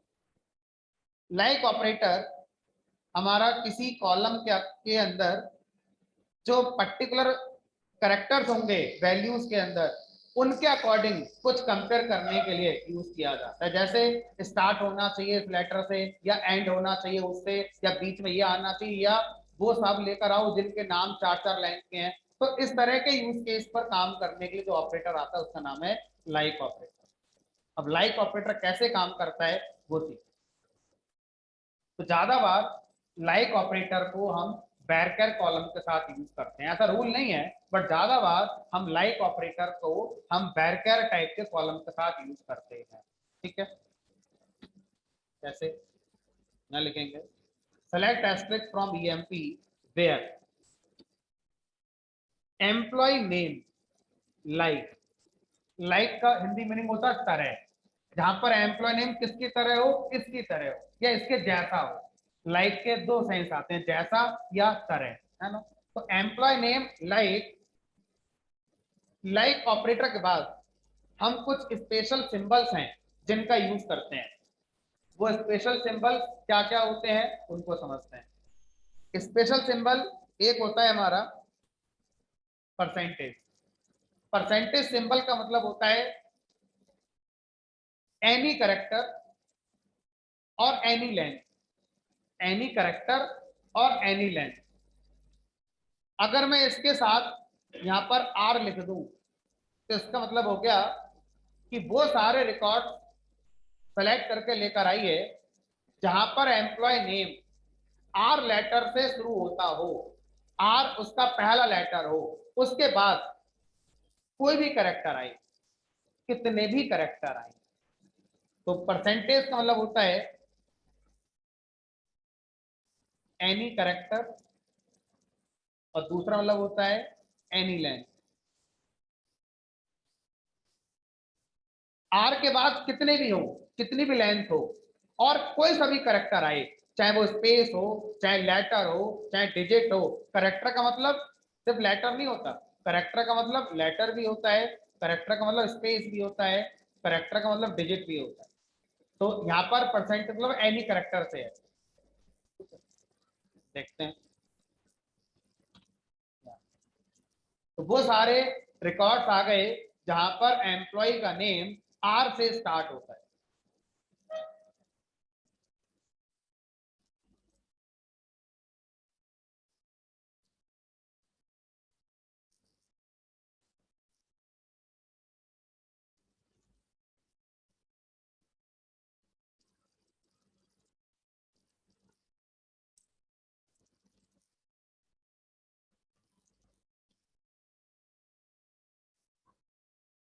अगर आपसे कोई ये पूछे कि इसका मीनिंग क्या होता है तो आप क्या बताओगे? हैं? अगर मैं पाइथन का कॉन्टेक्स्ट रख दूं तो पाइथन में प्लस क्या करता है? तो सर हम ऐसे तो नहीं कह सकते, कॉन्टेक्स्ट दे दे के बताएंगे। अगर दो नंबर होंगे तो अर्थमेटिक कर देगा, दो स्ट्रिंग होंगे तो कॉन्कैटिनेशन कर देगा, दो लिस्ट होंगे तो मर्ज कर देगा। तो यानी कि एक सिंबल के एक से ज्यादा मीनिंग होते हैं, ये बात हम बहुत पहले से जानते हैं। अगर हम क्लास डेली करते हैं तो, अगर हम क्लास ही नहीं करते हैं तो कहाँ से जानेंगे फिर, है ना। तो अब अगर आपसे कहा जाए कि इसका मतलब मॉडुलस होता है, तो जरूरी है यही होता है, इसके अलावा कुछ और नहीं हो सकता? इसका मतलब और भी तो कुछ हो सकता है। तो कॉन्टेक्स्ट पे डिपेंड करेगा। ये मॉडुलस कब होगा? जब नंबर के साथ यूज होगा। रिमाइंडर ये कब कहलाएगा? जब नंबरों के साथ यूज होगा। लेकिन अगर ये लाइक ऑपरेटर के साथ यूज होता है तो लाइक ऑपरेटर के साथ इसका मीनिंग बदल जाता, अभी रिमाइंडर नहीं रहा। तो इस तरह से तो आपको तभी पूछना चाहिए था कि इसका मतलब तो असाइन करना होता है, इससे कंपेयर क्यों कर रहे हो आप? कॉन्टेक्स्ट है, वेयर के बाद यूज होगा तो कंपैरिजन करेगा, सेट के बाद यूज होगा तो असाइन करेगा। तो एक ही सिंबल के कई मीनिंग होते हैं, और ऐसा हम डे वन पढ़ते आ रहे हैं, है ना। क्या इसको हमेशा टपल कहोगे? सर ये तो एक्सप्रेशन भी है, टपल भी है, और अगर फंक्शन का नेम लिख दो उसके आगे तो फंक्शन कॉल है। क्या ये डिक्शनरी है? हमने कहा नहीं सर, ये तो सेट भी है, डिक्शनरी भी है ना। तो एक ही सिंबल के कई मीनिंग होते हैं, ये बात हमें पता है, और हमें बस कॉन्टेक्स्ट का पता होना चाहिए, किस कॉन्टेक्स्ट में ये सिंबल यूज होगा तो ये क्या होगा। ठीक है, तो अब अगर मैं आपसे कहूं एस्टेरिस्क, एस्टेरिस्क का मतलब क्या होता है? अगर सेलेक्ट के बाद लिखा जाए तो इसका मतलब ऑल कॉलम्स होता है, लेकिन जहां जहां एस्टेरिस्क आएगा उसका मीनिंग ऑल कॉलम्स होगा, ये बात तो गलत है। सेलेक्ट के बाद लिखा जाए एस्टेरिस्क तो उसका मीनिंग क्या होता है ये, और अगर मैं 2 नंबर के साथ लगा दूं तो अब इसका मीनिंग ऑल कॉलम्स है, अभी मल्टीप्लाई हो गया। ये बात आई थिंक आपको क्लियर हो गई होगी। ठीक है, चलिए तो अब आगे बढ़ते हैं और समझते हैं। अगर आपसे कहा जाए कि मुझे वो सारे रिकॉर्ड्स लाकर दीजिए जिसमें पहला प्लेस पर कोई भी करेक्टर हो, दूसरे प्लेस पर आई नाम का करेक्टर हो, उसके बाद कितने भी करेक्टर हो, कोई से भी, है ना। कैसे करोगे? Where employ name, where employ name like underscore, underscore single character को रिप्रेजेंट करता है, एनी करेक्टर हो सकता है, एनी लेंथ नहीं, सिर्फ वन करेक्टर की बात करता है, लेकिन वो कौन सा होगा? कोई सा भी हो सकता है, कोई लेटर हो सकता है, कोई स्पेस हो सकता है, कुछ भी हो सकता है। तो अंडरस्कोर सिंबल जब लाइक ऑपरेटर के साथ यूज किया जाता है तो इसका मतलब होता है वन करेक्टर, एनी वन, कोई सा भी एक करेक्टर हो सकता है। ठीक है, तो पहले प्लेस पर एनी करेक्टर, दूसरे प्लेस पर क्या होना चाहिए? सिर्फ आई, उसके बाद कितने भी करेक्टर कोई सा भी हो, क्या लगा दें? परसेंट। देखो कौन कौन निकल कर आए। पिंटू आ गया, पिंटू में सेकंड नंबर पे आई है, पहला कौन है? कोई भी हो, विराट आ गया, बिट्टू आ गए, सारे आ गए।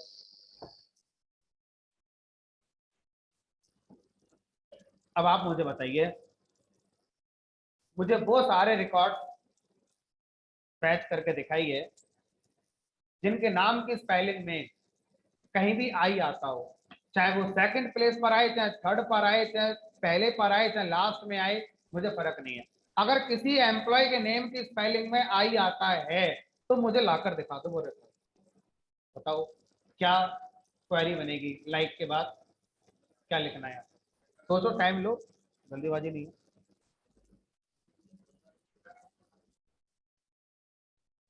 अंडरस्कोर, कितने अंडरस्कोर लगाओगे? एक लगाएंगे, तो एक अंडरस्कोर कितने करेक्टर को रिप्रेजेंट करेगा? एक। अब मान लो तीसरे नंबर पर आई आया तो वो मैच ही नहीं होगा।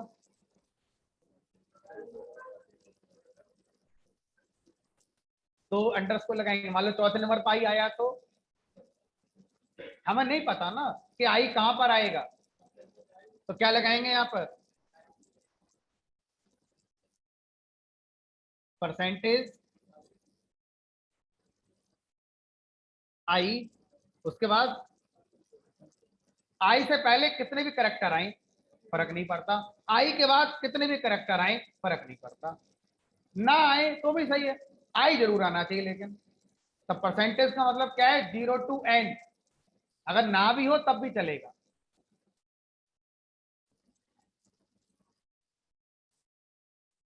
चलिए,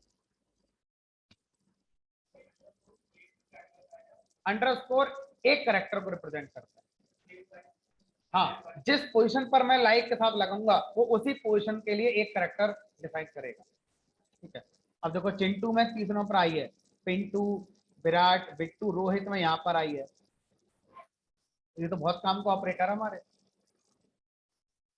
ना। ये बहुत यूज होता है एनालिसिस करने में, क्योंकि कई बार हमारे पास यही होता है कि मुझे वो उस डेटा को ला कर दो जिसमें ये चीज है, लेकिन वो मुझे एग्जैक्ट खुद नहीं पता क्या है, मुझे बस एक क्लू पता है, क्लू, क्लू बता दो, हम निकाल लेंगे डेटा। क्लू बता दोगे तो लाइक ऑपरेटर ये तो कह रहा है, तो कुछ तो क्लू दो मुझे, क्या ढूंढना चाहते हो, मैं ला कर दे दूंगा आपके लिए। अब जैसे मान लीजिए आपने कहा कि मुझे वो सारे एम्प्लॉय का डेटा ला कर दो जिनका नाम 5 कैरेक्टर का है, कुछ नहीं पता, बस एक ही क्लू है कि नाम उसका 5 कैरेक्टर का है। अब वो हमारा पिंटू हो सकता है, 1 2 3 4 5, विराट हो सकता है, कोई और हो सकता है, लेकिन 5 कैरेक्टर का होना चाहिए। कैसे करोगे बताओ?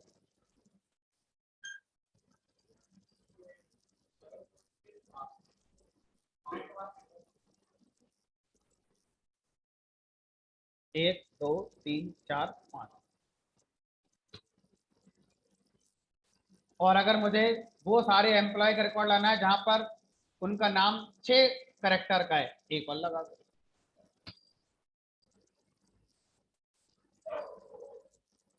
अब कोई आपसे बोले सर 5 कैरेक्टर का है लेकिन लास्ट कैरेक्टर यू है, तो 4 अंडरस्कोर और लास्ट में U।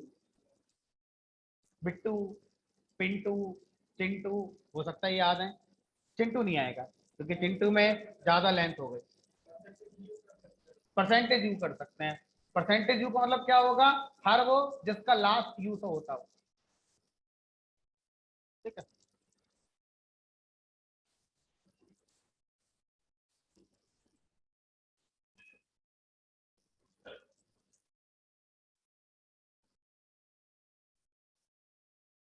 बाकी आप कोई सा कॉम्बिनेशन बना सकते हैं जो आपका मन करे, तो ये हम यूज कर सकते हैं।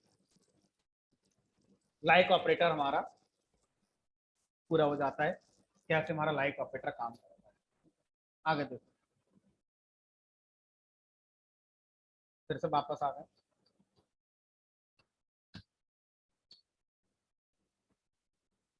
किसी भी कॉलम को जब हम सेलेक्ट करते हैं तो हम कॉलम का एक निक नेम दे सकते हैं सेलेक्ट करते समय, सो डैट आउटपुट में आपको वो दिखाई दे।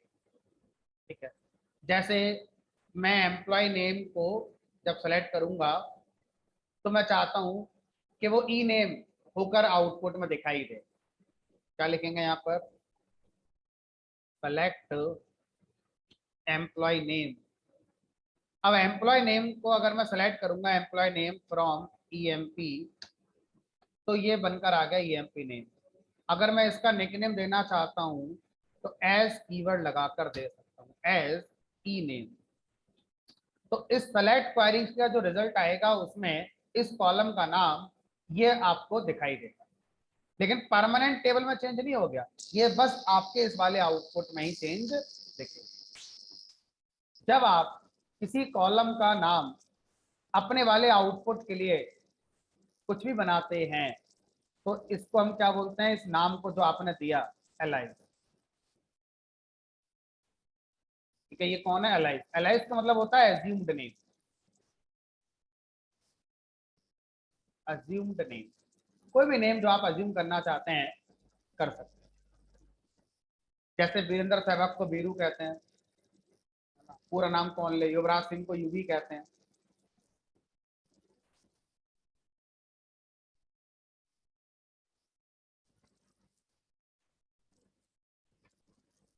लेकिन ये तभी काम करता है जब आप कॉलम का नाम मेंशन करते हैं, एस्ट्रिक के साथ काम नहीं करेगा। आप सोचे मैं एस्ट्रिक लगाऊंगा और हर कॉलम के नाम का मैं एलाइज दूंगा तो नहीं कर पाएंगे, आपको कॉलम का नाम लिखना पड़ेगा। ठीक है, अब आप 2 कॉलम सेलेक्ट करना चाहते हैं, दोनों के एलाइज देना चाहते हैं, तो employee name as E name, comma employee salary as salary. तो जरूरी नहीं है कि हर कॉलम का एलाइज देना पड़ेगा, जिसका देना चाहते हैं दीजिए, जिसका नहीं देना चाहते मत दीजिए।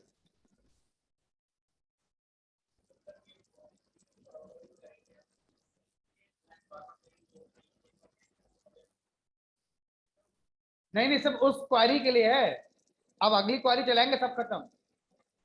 अब एम्प्लॉय नेम ई नेम है, सिर्फ इस क्वारी के आउटपुट के लिए। दोबारा क्वारी लिखेंगे तो फिर से आपको बताना होगा अगर जरूरत है तो। सिर्फ इस आउटपुट को देखने के लिए। अभी फायदा कुछ नहीं है, अभी तो हम बस बता रहे हैं कि ये होता है, फायदा तो अगले वाले क्वेरी में आएगा भी इसका। तो इसका फायदा क्या, ऑब्वियसली सर हम ऐसा क्यों करेंगे, क्या जरूरत है, तो जरूरत अब पड़ेगी, अभी आज ही हो सकता है, आज ही पड़ जाए।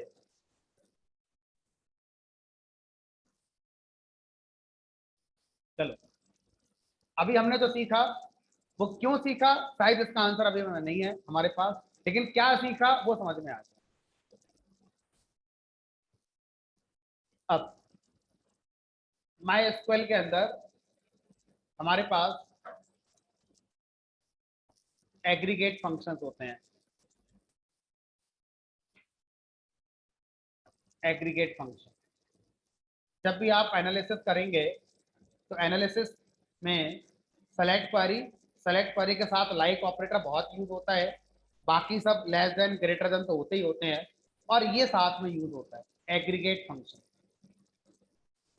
तो माइस्क्वेल के अंदर कुछ एग्रीगेट फंक्शंस हैं, उन एग्रीगेट फंक्शंस को एक बार देखते हैं क्या क्या है। एग्रीगेट फंक्शंस क्या होते हैं, जो हमारे बहुत सारे डेटा को कंक्लूड करके सिंगल वैल्यू में देते हैं, उनको एग्रीगेट फंक्शन कहते हैं। बहुत सारी वैल्यूज को सिंगल वैल्यू में रिप्रेजेंट करना एग्रीगेशन कहलाता है। 10th में कितने मार्क्स आए थे, 78.4। क्या बताया बाय डिफॉल्ट आपने, एग्रीगेट मार्क्स बताए। वैसे तो फिजिक्स में लगाए थे, केमिस्ट्री में लगाए थे, हिंदी में लगाए थे, इंग्लिश में लगाए थे, लेकिन जब किसी ने मुझसे पूछा तो नेचुरली ना उसने कहा ना मैंने सोचा, एग्रीगेट मार्क्स ही बता दिए। तो एग्रीगेट का मतलब यहाँ पर क्या आता है कि जब मेरे पास बहुत सारी वैल्यूज हैं और मैं किसी को समराइज करके बताना चाहता हूँ उन वैल्यूज के बारे में, तो मैं एक सिंगल वैल्यू बताना चाहूंगा। तो बहुत सारी वैल्यूज को सिंगल वैल्यू में कन्वर्ट करने वाले जितने फंक्शंस होते हैं उनको एग्रीगेट फंक्शंस कहा जाता है। कौन कौन से होते हैं, count, min, max, sum, average, median, standard deviation, etcetera.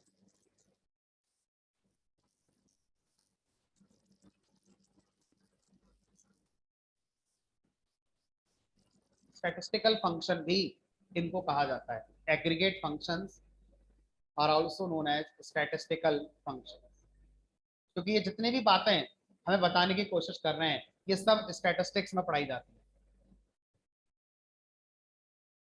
अब क्या चाहते हो, हम ये चाहते हैं कि ये बता दो एम्प्लॉय नेम में हमारा कितने रिकॉर्ड्स हैं, एम्प्लॉय नेम में कितने रिकॉर्ड्स हैं, एम्प्लॉय सैलरी में कितने रिकॉर्ड्स हैं, डेवलपमेंट में कितने रिकॉर्ड्स हैं। इसको और अच्छा समझाने के लिए मैं एक जानबूझकर रिकॉर्ड इंसर्ट कर रहा हूँ, इसको मैं समझाऊंगा नहीं क्योंकि आपको आता है।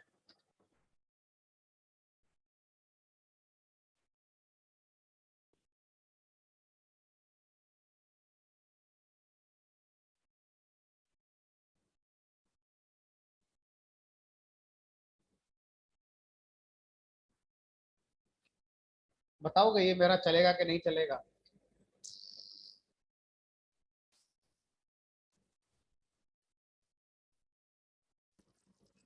इसमें मैं सिर्फ किस कॉलम को इंसर्ट करना चाहता हूँ, एक रो इंसर्ट करना चाहता हूँ जिसमें सिर्फ मैंने किस कॉलम की वैल्यू बताई है, डिपार्टमेंट। एम्प्लॉय आईडी क्या हो जाएगी, एम्प्लॉय आईडी क्या होगी, ध्यान से सोचो, मैंने लास्ट क्लास में एम्प्लॉय आईडी को क्या बना दिया था, ऑटो इंक्रीमेंट। अगर बना दिया था तो 503 हो जाएगी, नहीं बनाया तो एरर आ जाएगी। अच्छा, नेम मैंने कुछ नहीं बताया तो नेम बाय डिफॉल्ट क्या हो जाएगा, नल, कोई कांस्टेंट नहीं लगाए। सैलरी की वैल्यू शायद मैंने डिफॉल्ट क्या बताई थी, 10,000 या 20,000 कुछ बताई थी मैंने, कि अगर मैं सैलरी इंसर्ट नहीं करूंगा तो डिफॉल्ट वैल्यू उसकी ये हो जाएगी, डिफॉल्ट कांस्टेंट में शिकायत है। डिपार्टमेंट मैंने दे दिया, अब जो होगा मेरे सामने होगा, देखेंगे।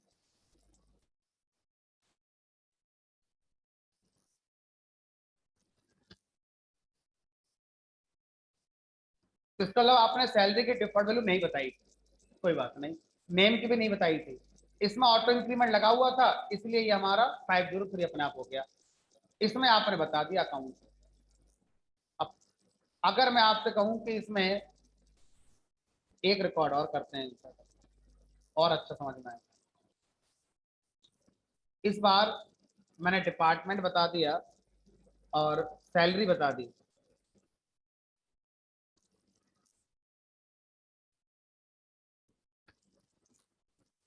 ठीक है,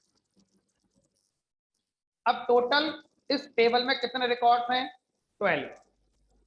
अब मैं आपसे यह पूछना चाहता हूं कि इस टेबल में नॉट नल कितनी वैल्यूज हैं एम्प्लॉय कॉलम? कैसे पता करोगे? आंखों से देखकर 1 2 3 4 5 6 7 8 9 10। अगर इस टेबल में 10 लाख रिकॉर्ड होते तो गिन लोगे आंखों से देखकर ऐसे? तो मुझे कोई एक क्वेरी चाहिए, मुझे टेबल नहीं दिखाई गई, मुझे खुद नहीं पता कितने रिकॉर्ड है, मुझसे बस ये कहा गया ये बताओ एम्प्लॉय नेम कॉलम में कितनी वैल्यूज हैं। कौन सी वैल्यूज? जो नल हमारी नहीं है, नॉट नल वैल्यूज कितनी है ये बताओ। टोटल तो मुझे पता ही है टेबल में इतने रिकॉर्ड है, लेकिन किसी एक कॉलम का बताओ काउंट करके। सेलेक्ट, सेलेक्ट के बाद अभी मैंने आपको दो चीजें सिखाई हैं, पर्टिकुलर कॉलम का नाम या एस्ट्रिक जो ऑल कॉलम को रिप्रेजेंट करता है। तीसरा, सेलेक्ट के साथ आप एग्रीगेट फंक्शन भी लिख सकते हैं। सेलेक्ट के बाद एग्रीगेट फंक्शन कॉल कर सकते हैं, क्या नाम है? काउंट। काउंट फंक्शन क्या करता है? गिनती लाकर देगा। किस बात की गिनती? कि कितनी वैल्यूज पड़ी हैं किस कॉलम में, आप बताइए। EMP name column. Select count लाकर दीजिए एम्प्लॉय नेम कॉलम की वैल्यूज का, कहां से? From EMP. तो अब जो रिजल्ट आएगा वो सिंगल वैल्यू आएगी, और सिंगल वैल्यू क्या आएगी? 10। जो भी होगा वो आएगी। लेकिन सर समस्या ये है कि हमने जो सेलेक्ट कमांड के आउटपुट को देखा है वो टेबलर फॉर्म में देखा है। इस बार टेबलर फॉर्म की जरूरत ही नहीं है, क्योंकि इस बार जो सेलेक्ट से रिजल्ट मिलेगा वो सिंगल वैल्यू है। सेलेक्ट कमांड अपना रूल फॉलो करेगी, सिंगल वैल्यू को भी टेबलर फॉर्मेट में दिखाएगी।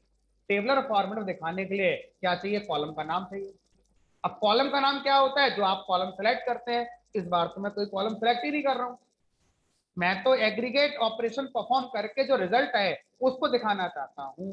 तो उस केस में क्या होगा? जो आपका एग्रीगेट फंक्शन है वही कॉलम का नाम बना दिया जाएगा। कॉलम का, अब ये अजीब लग रहा है देखने वाले को, तो अब आप क्या करोगे? जो अभी सिखाया गया था, है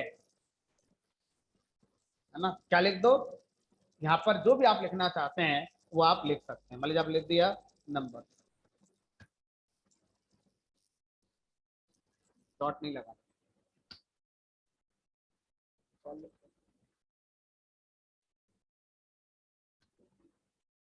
तो जब आप कोई एग्रीगेट ऑपरेशन से कुछ सेलेक्ट करते हैं तो बाय डिफॉल्ट कॉलम का नाम वो एग्रीगेट ऑपरेशन हो जाता है। उसको अलाइसिंग देने के लिए हम एज कीवर्ड का ज्यादा बार यूज करते हैं। अदरवाइज मेरे कॉलम का नाम तो प्रॉपर सही था ही, उसमें कोई दिक्कत है नहीं। ठीक है, अगर मैं यहाँ पर एज नहीं लगाऊंगा तो यहाँ पर आउटपुट थोड़ा ज्यादा रीडेबल शायद ना हो। तो अपने हिसाब से कोई भी नाम जो देना चाहता हूँ वो मैं दे सकता हूँ।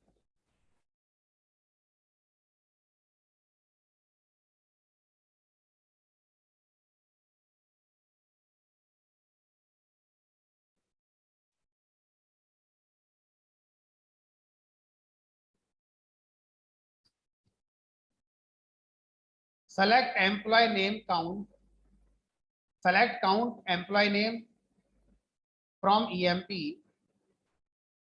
अब एज लगाओ या ना लगाओ फर्क नहीं पड़ता। Where, where employ name is नल।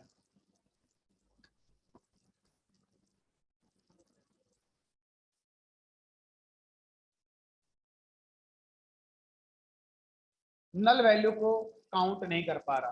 जैसा हम सोच रहे थे, अगर मुझे ये चाहिए कि इस कॉलम में कितनी नल वैल्यू पड़ी हुई हैं, तो यहाँ पर वेयर क्लॉज के साथ एम्प्लॉय नेम इज नल काम नहीं करा, यानी कि ये जो काउंट है ये बाय डिफॉल्ट नॉट नल ही पिक कर रहा है। चलो इसका मैं देखूंगा एक बार कि अगर मुझे ये पता करना हो कि सिर्फ नल वैल्यू कितनी है, तो कैसे पता करेंगे? चलो एक बार देखकर बताएंगे। आगे बढ़ते हैं। अब मान लीजिए मुझे काउंटिंग जो करनी है वो काउंटिंग एम्प्लॉय नेम की भी करनी है और सैलरी की भी करनी है, कि सैलरी कॉलम में कितनी नॉट नल वैल्यूज हैं और एम्प्लॉय आईडी कॉलम में कितनी नॉट नल वैल्यूज हैं।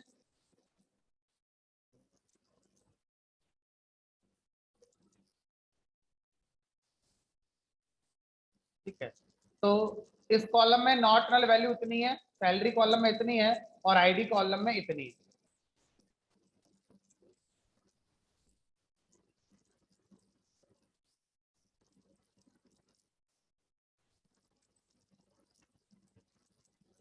अच्छा, अगर मैं ऐसे लिख दूं जो आप पूछ रहे थे, सीधे सीधे लिखते हैं, सेलेक्ट एम्प्लॉय नेम, अभी दिमाग में आया है, from EMP where employ name is नल।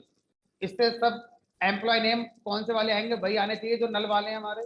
तो कितनी रोज हमारी ऐसी, तो सिर्फ वही रिकॉर्ड्स आएंगे जो नल वाले हैं। तो उसका आंसर भी मिल गया कि अगर मुझे सिर्फ वो पता करना है कि किसी कॉलम में नल वैल्यूज कितनी है, तो इस तरह की क्वेरी का यूज करके हम पता कर सकते हैं कितने नल वैल्यूज हैं। चलिए बता दो, राइट टू। तो हमने जो मांगा है वो मांगा ही यही है। ध्यान से दोस्तों, हमारी जो क्वेरी है उस क्वेरी का जो ये वाला आउटपुट होगा वो हमारा आंसर होगा, क्योंकि हमने क्वेरी ऐसी लिखी हुई है। आप एम्प्लॉय नेम कॉलम से कौन सी वैल्यू सेलेक्ट करना चाहते हैं? जहां पर एम्प्लॉय नेम क्या हो, नल। तो वही रिकॉर्ड आएंगे जो नल वाले। अगर नॉट, हाँ बिल्कुल, अगर आप नॉट नल का करेंगे तो इसका अल्टरनेट हो जाएगा, बिल्कुल सही, तो काउंट की जरूरत ही नहीं पड़ेगी। कह सकते हो कि अगर मैं यहाँ पर नॉट नल लगा दूं तो यहाँ पर क्या आ जाएगा, जो काउंट वाला काम हो रहा था वही काम यहाँ पर नॉट नल लगा के भी किया जा सकता है। बिल्कुल सही, ऐसा कर सकते हैं। अब अगर आपसे कहा जाए where employ name is not null, आगे 10 के 10।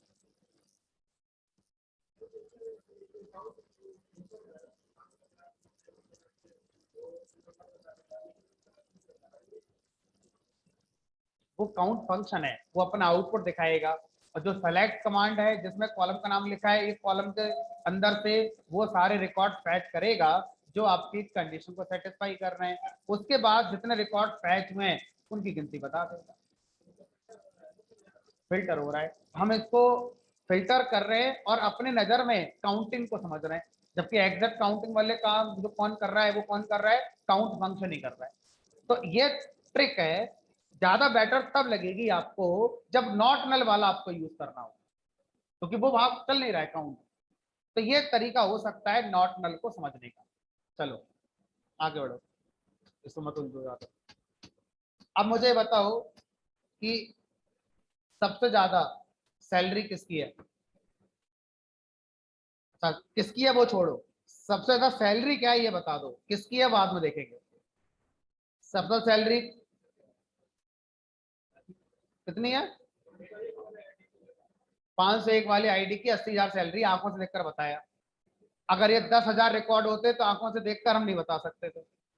उसके लिए क्या चाहिए होगी मुझे, एक क्वेरी। तो लिखेंगे सेलेक्ट मैक्स, किसका मैक्स चाहिए? एम्प्लॉय सैलरी का, as max salary from. Sir max भी बता दो, मिन भी बता दो, सब बता दो। तो मैक्स सैलरी ये है, कॉमा मिनिमम सैलरी ये है, एवरेज बता दो, एवीजी फंक्शन है, एवरेज सैलरी आ जाएगा। टोटल खर्चा बता दो, सैलरी पर कितना खर्चा होता है कंपनी का, सम नाम का फंक्शन भी है।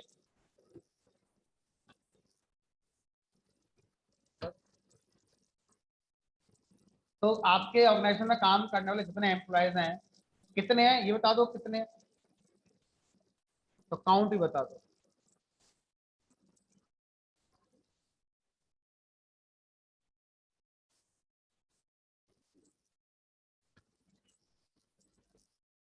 ग्यारह रिकॉर्ड है, सैलरी में 11 ही है, एक तो खाली पड़ा है हमारा।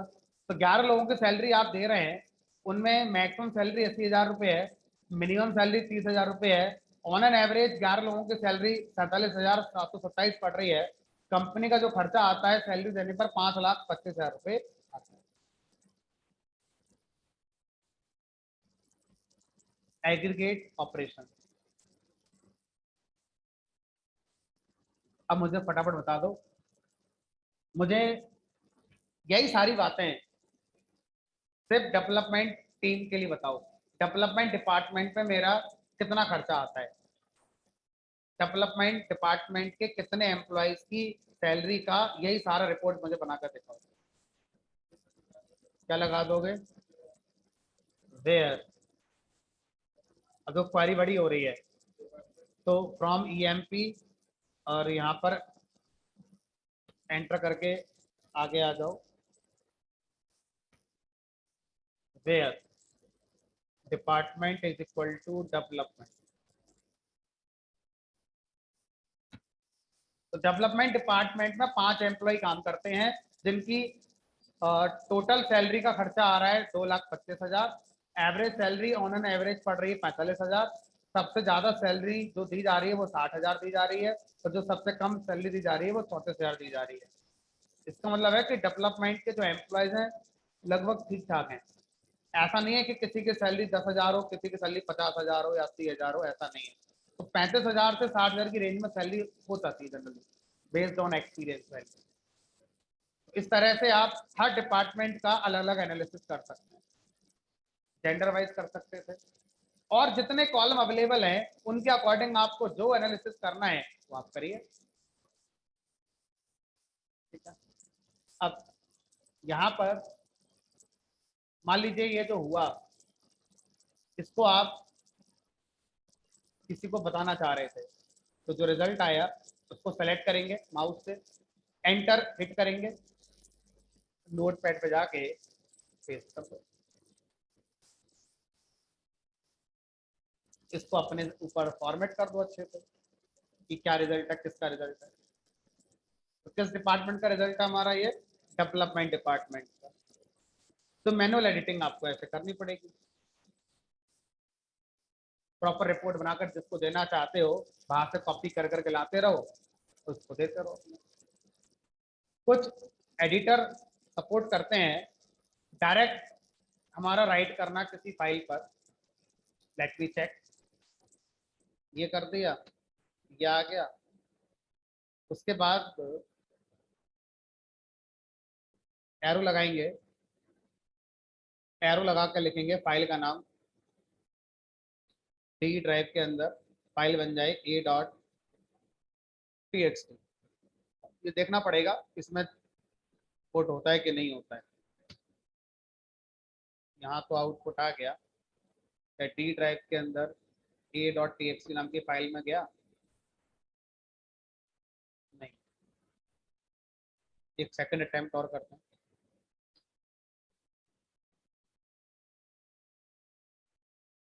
इसको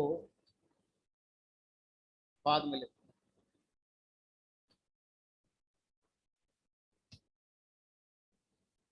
यहाँ तो आ ही रहा है।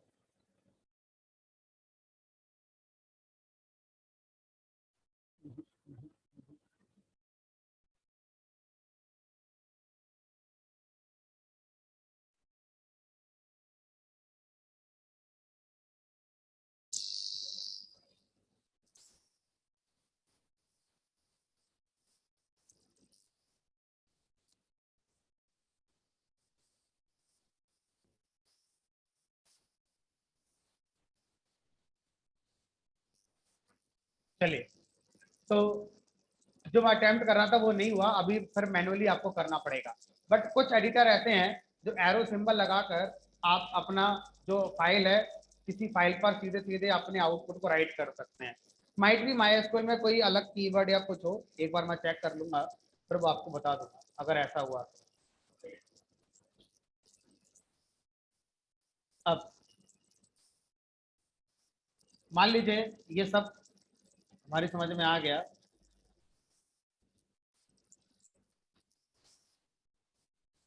अब आपसे कहा जाए कि मुझे क्या करना है, मुझे ये बताइए हर डिपार्टमेंट में कितने कितने एम्प्लॉयज हैं, गिन के बताओगे तो बोलोगे 1 2 3 4 5। डेवलपमेंट में 5 हैं, टेस्टिंग में 2 हैं, अकाउंट में 1 2 3 4 5। डेटा बहुत बड़ा होगा तो बहुत मुश्किल हो जाएगा ऐसे गिन गिन के बताना। तो मुझे क्या करना है, ग्रुप करना है अपने डेटा को, और ग्रुप करके मुझे काउंटिंग चाहिए। ठीक है, तो आप क्या कर सकते हैं, ऐसा करने के लिए आप यूज कर सकते हैं select counting of department from EMP group by. Group by एक क्लॉज होती है। ग्रुप बाई क्लॉज क्या करती है, हमारा कोई ऐसा कॉलम जहां पर कैटेगोरिकल टाइप का डेटा हो, जहां पर कैटेगरी आती हो, लाइक जेंडर हो गया, मेल फीमेल होगी, डिपार्टमेंट हो गया, इस तरह के हमारे, है ना।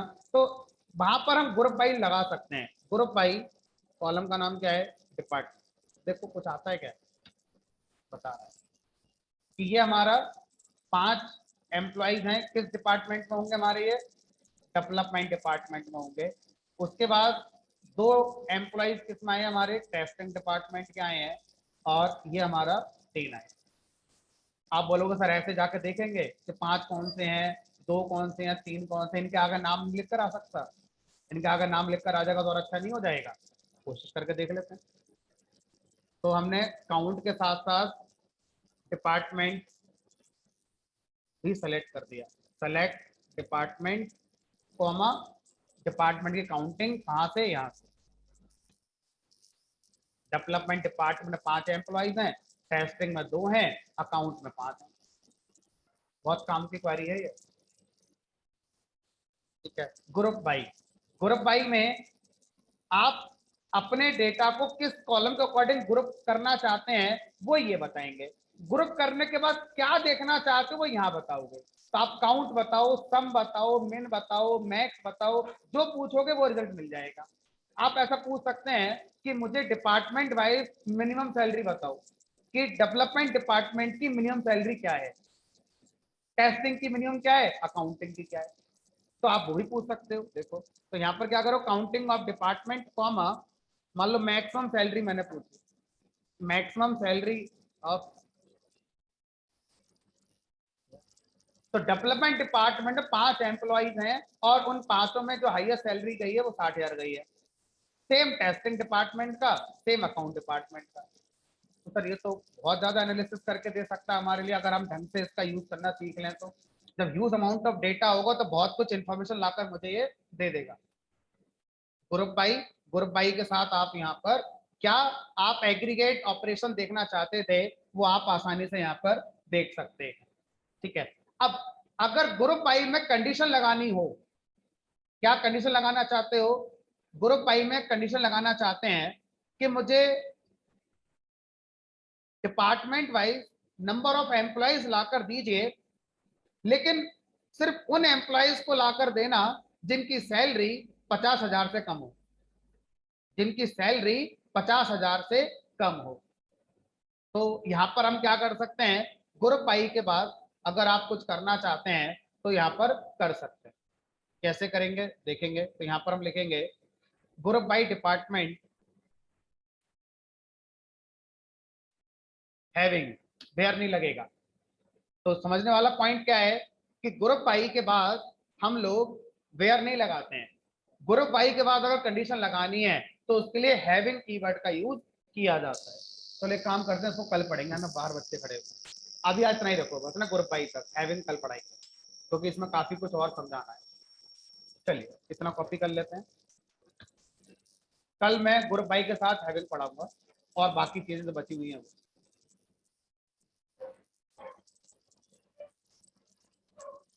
इनको घर जाकर अच्छे से पढ़ लेना।